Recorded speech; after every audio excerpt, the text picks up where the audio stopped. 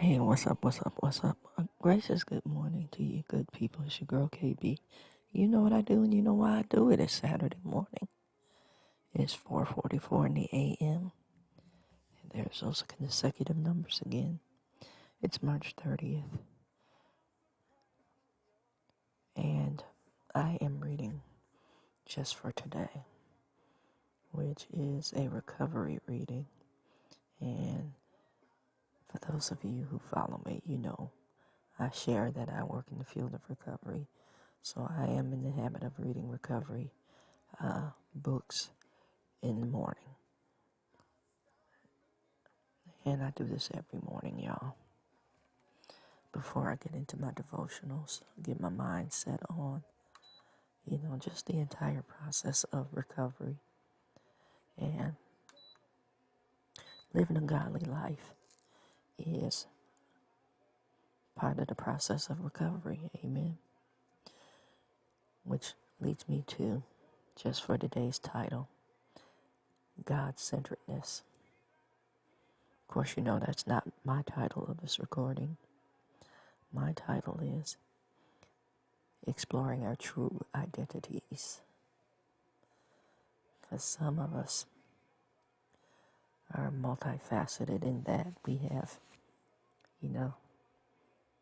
different outfits, different capes, different presentations, different affects for different people. And we haven't learned to become integrated. Amen. We haven't learned to be authentic.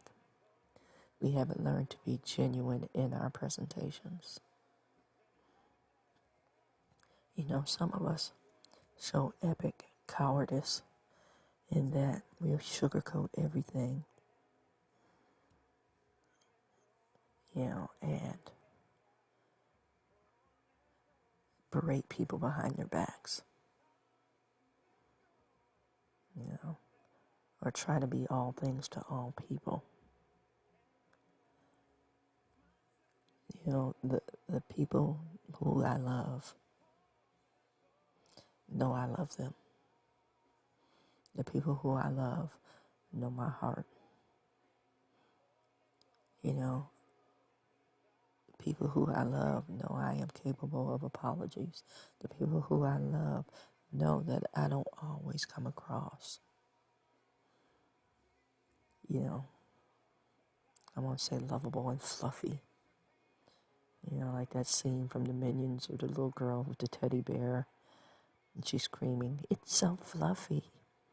I don't come across warm and fuzzy at all times.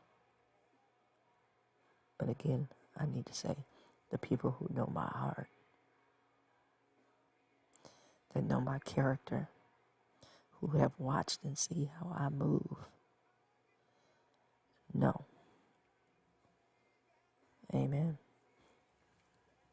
I need to say that. No, it's not a disclaimer. It's truth. God-centeredness. Let's just get into this reading. It says, gradually, as we become more God-centered than self-centered, our despair turns to hope. As we become more God-centered than self-centered. That thought right there, that sentiment. This says, our despair turns to hope. I want to say our negativity turns to love. Our negativity turns into encouragement. Our doom and gloom turns into light and love and lifting. Amen. I want you to think about that in the context of what I just said in describing myself to you. We have this image in our minds of who God is. And you're quick to hear somebody say God is love. But I want you to think about God also, more specific, Christ was also spiritually gangster. He went against the norms. He talked against the Willy Wonka gospel of, that sugarcoating, or that only these people are in authority, only these people understand, only these people truly know, who God is and what God is saying.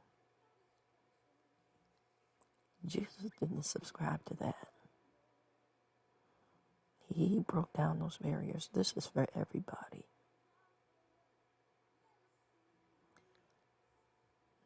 I'm going back to the reading now.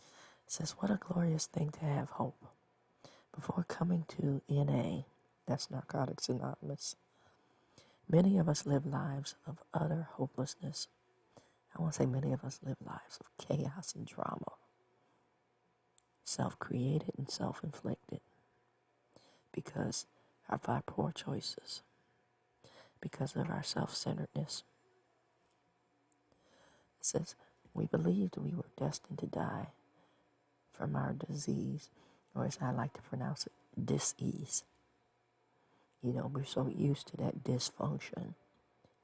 We've normalized that dysfunction. We've embraced that dysfunction, that, the things of God are seen as weakness and abnormal. The writer says many members speak of being on a pink cloud after the first months in the program. That rush when you first come to Christ, that high, if you will. We're walking around with this sugar-coated concept of who God is. And we get discouraged when we find out we got to put in work. When we find out that, we're not going to always feel this way, life keeps lifing, and, some things seem routine and mundane. Where's my chaos? Where's my drama? Where's, why am I not the center of attention?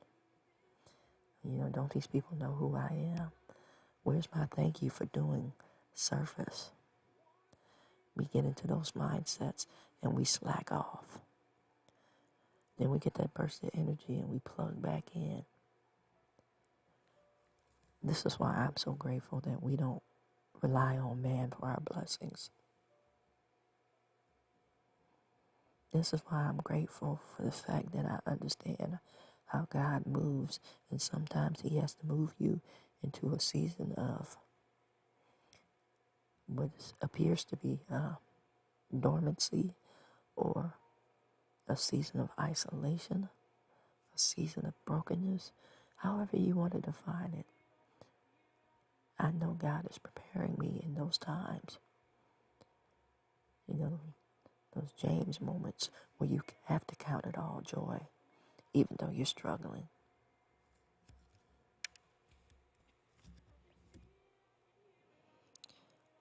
It says, we've stopped using, made some friends, and life looks promising. Things are going great. Then reality sets in. Life is still life, and we still lose jobs. Our partners still leave us. Friends still die. We get sick. It says abstinence from certain things is no guarantee that life will always go our way. Amen. Life will not always go your way. And as much as we want to ask God to violate this natural order of things, to accommodate us, which is most of our prayers, Lord, if you only, Lord, if you heal, Lord, if you do, we treat God like a servant. We treat God like the help. And shame on you if you treat your help like this. We're so sometimey and fickle about how we approach the throne of God. And majority of the times is to ask for things, not to thank Him for being, not to say, I just want to sit in your presence and have a relationship with you, not I enjoy our conversations. You know, we hang our hats on gimmies. Amen.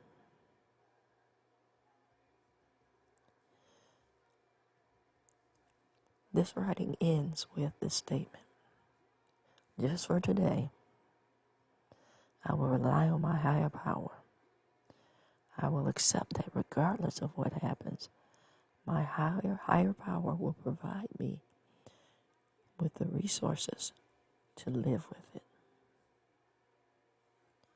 And I'm going to take us back to a song that the old saints used to sing.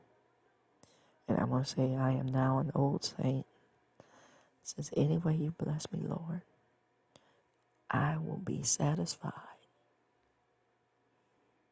Amen.